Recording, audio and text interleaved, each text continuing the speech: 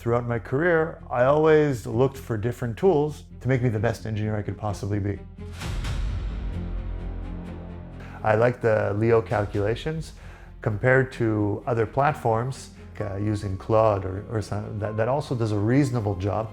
Leo just takes it to the next level because it shows me where it's backing up everything, all the references. Leo, it's generating the calculations, it's generating the model, and then even further now, I have the assembly inspector to take a whole assembly and check the drawings, check the parts, check them for consistencies. It's really indispensable.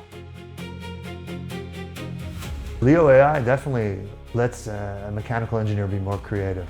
When you just want to chat with Leo to have certain ideas, so you can run them in parallel now. You know, this is a recently new thing, they have the tabs.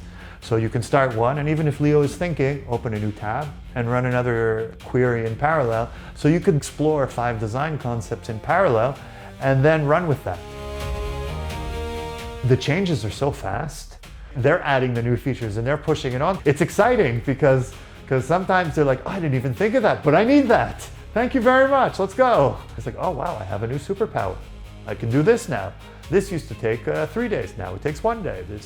I don't need to write reports anymore. What Leo has already solved is I don't need to make the rough draft for the report. And now I have the Word document and I'm editing it. So that's done. Like, that's one thing I don't need to do anymore.